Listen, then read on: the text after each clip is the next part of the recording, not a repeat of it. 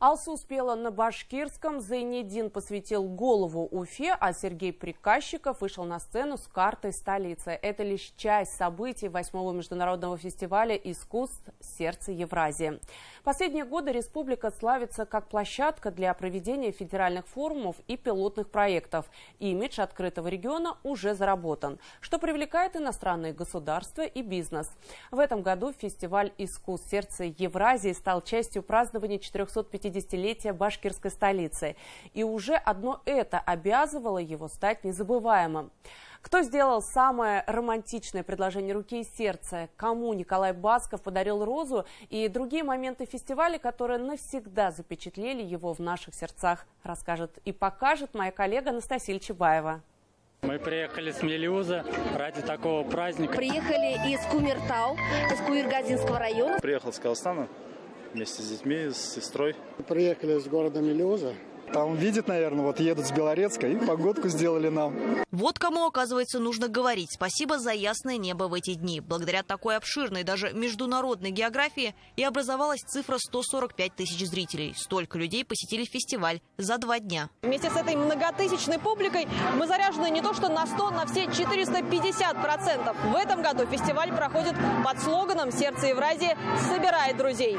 Поэтому на сцене те, для кого Уфа стала родной или по рождению, или по зову сердца. И неудивительно, что фестиваль открылся выступлением группы «Пицца». Сергей Приказчиков и его сестра выросли на проспекте Октября. Если бы зрители могли поближе рассмотреть карту на футболке артиста, то точно бы обнаружили там эту улицу. Каждый раз, выходя на сцену в Уфе, я ощущаю себя как ученик на экзамене. Все эти улицы видели меня вот маленьким вот таким. И я выхожу на сцену как... раздетый.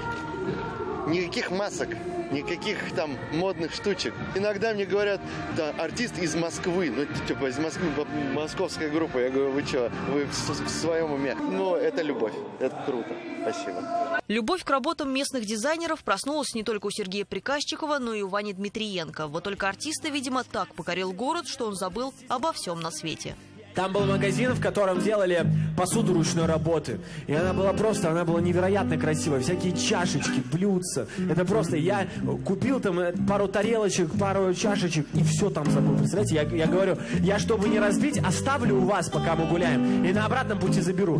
Там и забыл, представляете? Ребята, кто-нибудь, найдите эту девушку прекрасную, которая все это делает. Привезите мне посуду мою, пожалуйста, хорошо? Несмотря на внушительные масштабы сцены, Алексею Воробьеву на ней явно было тесно. Артист постоянно порывался выйти поближе к публике. Кому-то даже повезло спеть с ним дуэтом.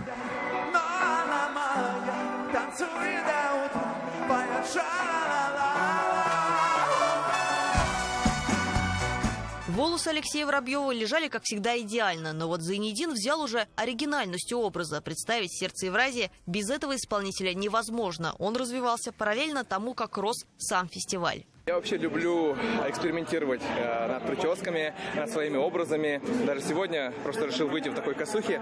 И прическу такую я сделал буквально вчера. Здесь написал я «Уфе», здесь 450. Но я думаю, это символично. Для меня это юбилей большого города, моего родного. Наши парки стали совершенно другими. Они стали очень сильно классными, крутыми, оборудованными. И сейчас я каждые выходные стараюсь выходить в какой-нибудь парк, в котором я еще даже не был. С такими плакатами могли вполне поспорить фанаты другого исполнителя. У поклонников Элвина Грея на это есть свое мнение. И, конечно, горячая смесь одного из самых популярных исполнителей Башкортостана и песни, остающейся хитом более 20 лет, не оставила шансов остальным. Громче, чем этой композиции, зал уже не подпевал никому.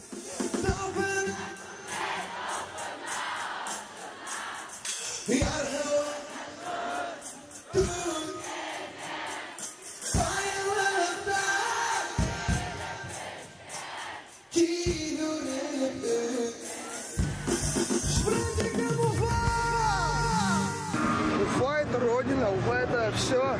Уфа. Я здесь вырос, вырос в Черниковке, учился в Башкирском лицее номер 48. Уфа для меня все это. Научила петь пацанским пацанскому характеру. Уфа, Черниковка научила меня выживать. Я куда ни поеду, хоть за границу, хоть у нас по России, я всегда говорю, я из Уфы, и я горжусь этим, что я башкирский паренек, который вырос в Уфе. Но самый эмоциональный момент подарили даже не артисты, а зрители, решившие на сердце Евразии предложить возлюбленной свое. Я принял решение построить с тобой свою семью. Я тебя очень сильно люблю. И я думаю, что мы всю жизнь с тобой будем счастливы. Любимая, ты выйдешь со мной замуж? Это невероятно! Это просто фантастика! Это сказка какая-то! Но самое главное, я прошу секунду абсолютной тишины. Давайте все на секунду и музыку тоже убавим, чтобы услышать главный ответ. Да! Да! А Алсу продемонстрировала, что башкирский язык не забывает, и погрузила зрителей в волшебную атмосферу народной песни, еще раз напомнив о родстве.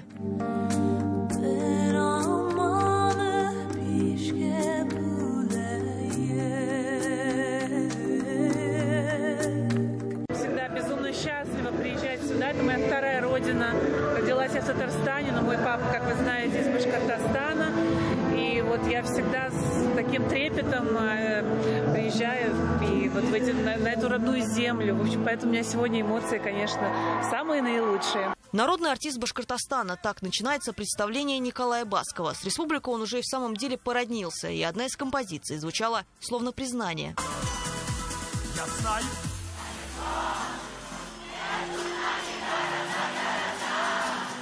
Я с тобой, ты единственная любовь.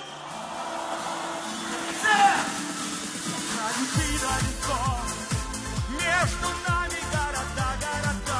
Действительно, республика уникальная. И меня часто вот спрашивают, где отдохнуть там в России. Все говорят, Сочи, там Алтай. Я говорю, друзья, вы не видели Башкортостан? Обязательно поезжайте сюда и проведите здесь время. Здесь и целебные источники, и рафтинг, и невероятная природа. А про кухню я вообще молчу. Я не знаю, после Башкортостана придется опять на диету садиться. Поэтому всем долгих лет жизни, радости, сладости, как башкирский мед, и исполнения всего задуманного. Огромный, казалось бы, по размерам амфитеатр был заполнен людьми. И главным здесь было даже не то, что происходило на сцене, а то, что творилось на протяжении всех 2 дней фестиваля напротив нее. Эмоции тысяч людей, радость, слезы, любовь, которая шла от сердца к сердцу. В какой-то момент Николай Басков берет розу и выходит к первому ряду, где места обычно занимают задолго до начала концерта. И совершенно удивительно там было увидеть зрительницу, у которой и предназначался цветок. Шарманка, ночами рыдая, страдает шарманка, стирая улыбки. Возможно, это самая пожилая зрительница фестиваля. Таким в этом году было сердце Евразии. Сердце, которое десятки тысяч людей наполнили любовью.